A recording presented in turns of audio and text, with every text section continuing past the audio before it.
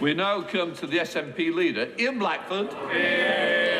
Thank you, Mr Speaker. It's good to see the member for Bridgend in the chamber this afternoon. I commend him for his statement earlier today.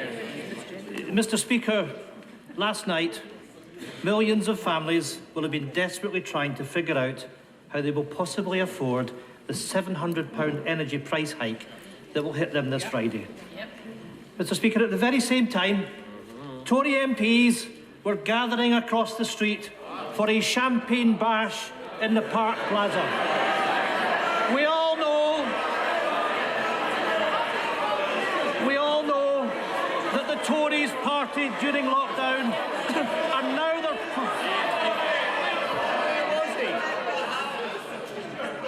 Mr Fabricant, Easter is upon us. I don't need you to ruin your Easter. So let's hear, all of you, SNP leader Ian Blackford. You can shout and scream when we're raising the Tory cost of living crisis, Mr Speaker. Because we all know that the Tories partied during lockdown and now they're partying through the cost of living emergency. Last week, the Chancellor got it badly wrong with the spring statement. And ever since, the Prime Minister has been busy briefing against him, saying that more needs to be done. For once, I agree with the Prime Minister. So, if the Prime Minister really believes that more needs to be done, can he tell us exactly what he will order his Chancellor to do to help the millions of families who are facing a £700 price hike this Friday?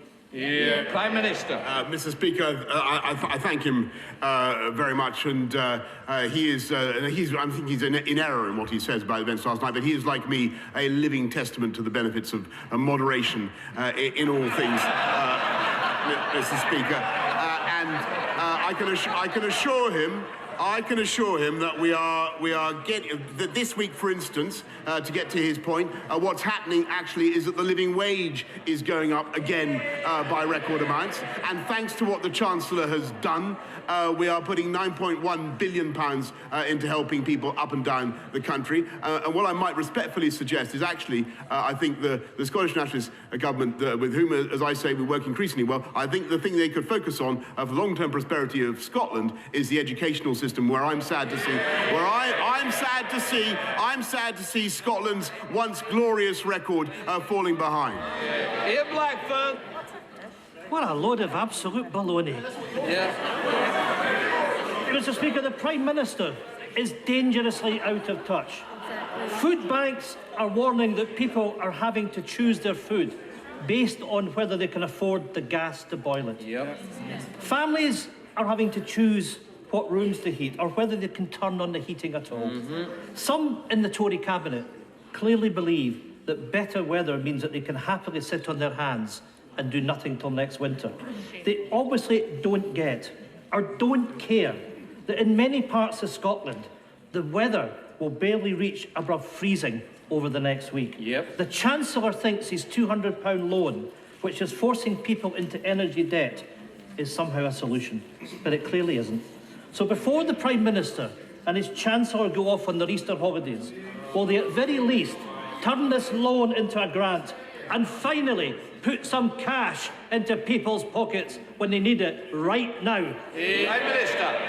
I thank him, but of course we are doing everything that we can. The 9.1 billion, the cold weather payments, and he's right to draw attention to the problem, Mr. Speaker. And we are making huge investments in supporting people right now, and another billion, by the way, through the Household Support Fund to help vulnerable families. But Mr. Speaker, when he talks about the cost of energy in Scotland, how absolutely preposterous that the Scottish Nationalist Party should still be opposed to the use of any of our native hydrocarbons in this country, with the result that we actually have to, that the Europeans are importing oil and gas from Putin's Russia, Mr. Speaker. It's totally absurd.